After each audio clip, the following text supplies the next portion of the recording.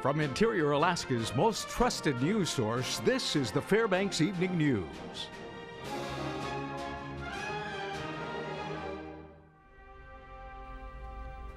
Good evening. Thank you for joining us. Today, a grand jury returned an indictment against 46-year-old Fairbanks resident Daryl Dwayne Crow for murder in the first degree in the death of Lorraine Nathaniel. Crow was arrested by detectives of the Fairbanks Police Department following the indictment. The murder occurred on February 14, 2008 on 8th Avenue. Daryl Crow is the victim's nephew. Fairbanks police detectives worked the case for several years until new DNA evidence was uncovered linking Crow to the homicide. The Fairbanks North Star Borough Assembly gathered to discuss a number of new rules last night. Mike Fussell has the story. Bleachers, taxes, and dogs were the primary focus of Thursday night's regular assembly meeting. A Lance Roberts-sponsored ordinance that creates a ballot proposition where residents could vote to increase the maximum residential property tax exemption from $20,000 to $50,000 was the first of those to hit the chambers. You are shifting the tax burden, and you're not just shifting it to people who own big residences. You're also shifting it to the commercial, not just the big box stores and everybody else. And there are a lot of people who are having, some difficulty making their property tax payments for their homes, and so I think this shift, and I know it's a shift, and there are winners and losers, but I think it could be justified. The change was amended to begin at the end of 2017 if voted in, and passed with a tally of 6-3. The group then revisited rules about animal restraints. Roberts, again, the sponsoring assembly member. The initial ordinance allowed electrical fences to be considered as a form of restraint for animals, an action that is required by owners who wish to let their animals roam free in their yards throughout the borough. A brief debate on language that ended up including similar sound and vibration restraints under the umbrella of regulation helped it pass unanimously. Further fixes and funds for a rickety Groudon Memorial Park were next on the docket. The ordinance appropriated $150,000 from the general fund balance to replace and repair some of the stadium's bleachers. We need to step up to the plate, so to speak, here and get the minimum amount of funding necessary to get us to a position where we're confident we can utilize the facility at a reasonably safe level. Sponsor Mayor Carl Castle says the Gold Panners, the former anchor tenants of the park, have yet to sign an agreement to manage it for the upcoming season. Despite that, some Borough Assembly members say the stadium provides other benefits to the community's baseball teams. They adopted the ordinance 8-1. Reporting, I'm Mike Fussell. The U.S. House today considered H.R. 2406, the Sportsman Heritage and Recreational Enhancement, or SHARE Act. Jamie Swartzwald has more. The SHARE Act is described as a bipartisan package of bills focusing on protecting opportunities for hunting, fishing, and shooting. It has several potential impacts to the 49th state. An amendment offered by House Democrats sought to designate the coastal plain of the Arctic National Wildlife Refuge as wilderness. It represented the first vote on the matter since the administration's proposal to designate ANWR as wilderness. The designation would make the area off limits to oil development. Allowing drilling in the Arctic Refuge would irreparably disrupt a very important ecosystem. It would impact the way of life. I always admire my friend from California who doesn't know squat about the Arctic Wildlife Range. That's the truth.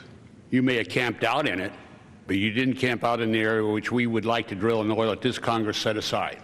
That amendment was defeated by a vote of 176 to 227, including a no vote by Congressman Young, who says the defeat sends a clear message to the administration. Young offered an amendment of his own that would prohibit the Federal Fish and Wildlife Service from implementing a rule that limits certain hunting practices within national refuges. Young claims the state has the right to manage all fish and wildlife activity in Alaska under provisions in ANOCA.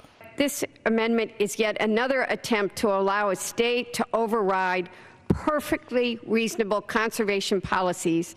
If you want the federal government to manage everything, 100 million acres that we were agreed that we could manage under the ANOCA law, the state, if you want the government to take that all over, let's just give the government all the land. Young's amendment was adopted, and the entire legislative package passed the House by a vote of 242 to 161. Jamie Schwartzwald reporting.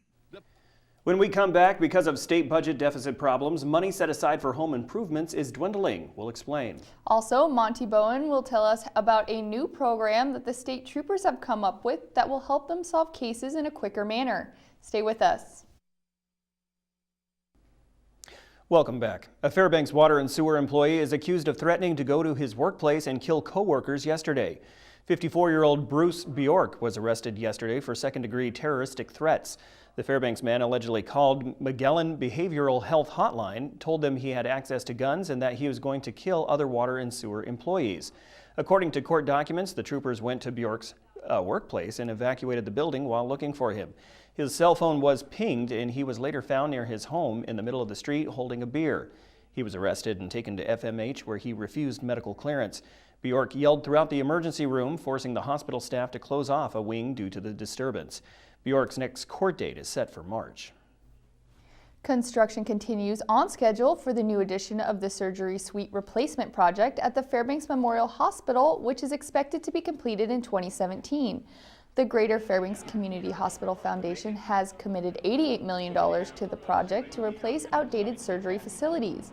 The new pre- and post-surgery suites will hold more space for equipment, inventory, and power. Every surgery suite will be double the size of the existing rooms. In addition, there will be pre-admission suites as well as more storage for sterile equipment. Construction has continued to remain on budget, and FMH hopes to have surgeons utilizing the new suites by either April or May 2017. Dr. Daniel Robinette describes some improved options in the new surgical suites. Also, the new operating rooms will have what's called a boom system, so the gases and the computers and monitors and lights come off of booms from the ceiling and don't take up room on the floor. There's not cords to walk across, and they're much more adaptable. In other words, in the same room you can have many different configurations. A popular energy program is being put on hold due to the state's financial woes.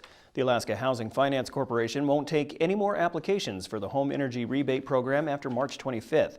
Since the program started 8 years ago, about 25,000 families have received rebates averaging $6,500 for improving the energy efficiency of their homes with things like insulation or new heating systems.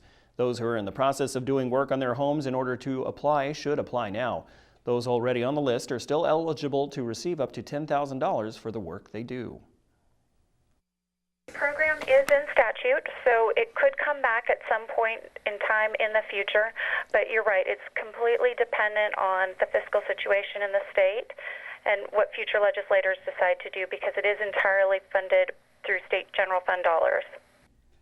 The Alaska State Trooper Detachment Headquarters in Fairbanks have come up with a new program. Monty Bowen has the details in this report. It's called the Special Projects Unit and is made up of 3 experienced officers.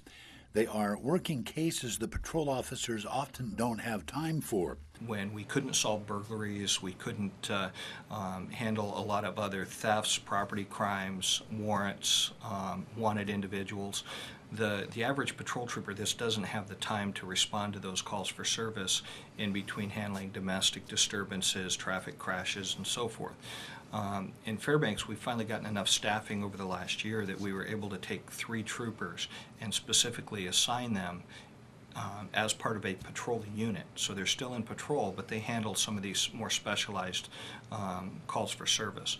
The unit was started last November and has had some major successes. And they've recovered 93 firearms, 5 stolen vehicles, 4 snow machines, a trailer, a backhoe, and approximately $190,000 worth of stolen property. Malik Jones has been a state trooper for 13 years, 5 of them at Nenana. He also worked as the domestic violence prevention coordinator. He's one of those on the special team. So far, it's been good. It's a lot of work, but it has really worked out well for us.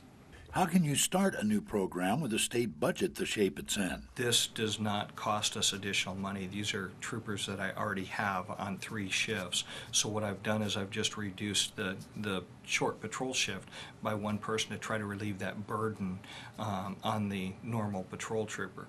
The unit is staffed with 1 patrol sergeant and 2 patrol troopers with 30 years collective experience across a variety of different fields of law enforcement.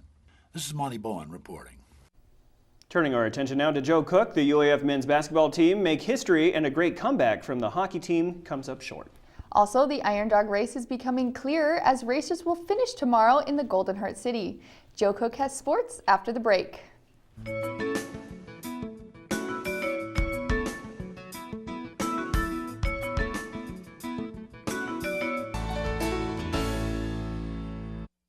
Welcome back, Interior Sports fans. Let's start the weekend right with the Friday Sportscast. Tough go for the Alaska Nanooks in Michigan today. UAF was down 4-0, and they lost 5-6 to number 14 Michigan Tech. The Nooks scored 3 straight in the second period to make it a 3-4 game. Justin Wood's second goal of the game made it 4-5 with 7:07 left in the third, and Josh Erickson's second goal tied the game at 5-5 with 4 minutes left. But Joel L'Esperance scored the game winner for the Huskies with 38 seconds left. Alaska went 3 for 4 on power plays. Woods and Erickson led UAF with 2 goals, and Nick Hins added 2 helpers. Alaska will have a chance to come away with points in Game 2 tomorrow. Staying with UAF sports, the men's basketball team is playing their best basketball at the right time. Last night at Central Washington, they defeated the Wildcats 92-71 and never trailed. The victory gives them 20 wins. It's their first 20-win season in 11 years. Trevante Williams had a full line with a game-high 19 points, 11 rebounds, and 6 assists. Bengali Kaba also had a game-high 19 points to go with 9 boards. Alaska is 20-7 overall and 14-5 in the GNAC. If UAA loses Saturday and Alaska beats NNU, they'll be the 2 seed in the GNAC tournament and get a bye. UAF's regular season finale is Saturday at NNU. In women's basketball, Alaska hosted Simon Fraser on Thursday night in the next to the last game of the year. This was a matchup between the GNAC's leading scorer, UAF's Jordan Wilson, and Elisa Homer of the Clan, who was second in scoring. Jordan Wilson, she led Alaska with 21 points, and there was a Brianna Kirk signing. Her layup contributed to an 18-18 tie into the first. Homer and backcourt teammate Alicia Roberts found a rhythm from outside. They hit 9 of their team's 12 threes and finished with 25 and 24 points. Alaska will cut a 19-point deficit down to 8 with 5 minutes remaining, but Homer and company answered with trades. The Clan win 83-68. Alaska's final game is Saturday at 7 p.m. against Western Washington at home. The Iron Dog title is looking like it will go to the team who will get their first championship. Ackelstad and Johnson, who have been runner-up 3 times, checked in at Tanana at 1:51 this afternoon and lead the Iron Dog field by 39 minutes. George and Shackle came into Tanana at 2:30. Minnick and Olstad are right on their heels at 2:34 p.m., so the battle for second could have an exciting finish. Fayette and McKenna and the Fairbanks team of Gunderson and Norham, they are 4th and 5th, and they are also in Tanana this evening. The first team could be coming in around noon tomorrow near Griffin Park along the Chena River. Both West Valley ski teams placed in the top 5 after 2 days of the ASAA State Ski Meet. Today, the Wolfpack boys and girls are in 4th place. South and West Anchorage are leading the boys' standings, while West Anchorage and Chugach lead the girls' division. Both Wolfpack teams are seconds out of 3rd place in overall time. The Lathrop boys and girls are 12th overall. Ty Donaldson was the runner-up in the boys' 7.5K race at Kincaid Park on Thursday. For the pack, he placed 11th in today's 10K in 29 minutes flat. Jenna DeFaco led Interior girls, placing 17th in the 5K race yesterday. She was 4th in today's 7.5K race in 24 minutes 43.8 seconds, just 4 seconds out of 3rd place. The state meet wraps up on Saturday with relay races. Oregon-bound Ruthie Hebert accomplished another career mark in her senior season at West Valley. Thursday night at Service, Hebert scored her 2,000th career point. She scored the point in the 3rd quarter. She finished with 23 points and now has 2,010 career points. Most importantly, West Valley won the game 59-26 over Service. In other results, Lathrop splits at Palmer. The Lathrop girls, they won 62-49 over the Moose, while the Palmer boys defeat Lathrop 49-35. Down in the Delta, the Huskies win 48-38 over Glen Allen in the boys' game, while the Glen Allen girls pick up a 38-20 win over Delta. The Huskies host Monroe on Saturday. Now we wrap up the Friday Sportscast with the play of the week. There were some great moments, and this play won by a single vote in the final count in the rivalry game. Lathrop's Glenn Maiden Jr. drives to the hoop and uses a great up fake, Rajon Rondo style, to get the defender in the air and would finish after that. Nice move from the senior. Glenn Maiden Jr.'s fake and score is this week's play of the week. To pick the next POTW, watch the I-5 Interior Top 5 plays on Mondays during the weekend recap. And that's a wrap for sports tonight. Thanks for watching. Your weekend weather forecast with Mike Schultz is next after the break, and we'll catch you next time. Hey, welcome back, everyone. Once again, Mike Schultz with you for a Friday night edition of the weather, and it was another nice day across the interior. Temperatures were very warm, especially if you looked at some of those bank numbers, 45, 46 degrees. The official high temperature at the airport was 38 degrees, so it just depends whereabouts you are and how much sun is on the temperature gauge. What we're going to talk about tonight is another mild night with just a few clouds. Also looking at the weekend, still looking pretty nice, but not quite as warm as we were hoping for. We were looking for 40, but it's still going to be around 35, so it's not too bad. And still no sign of rain or snow for next week, so the weather pattern is not showing any signs of change. Here's what's going on across the weather, as you can see. Across the state, as far as the weather is concerned. A little bit of area of circulation, moving some showers over the south central sections. That's about it. And over southeast Alaska, steady flow, once again bringing more rain over areas of Juneau and Ketchikan. In fact, on the map, you can see once again widespread rainfall from Juneau to Ketchikan, 43 and 47 degrees there.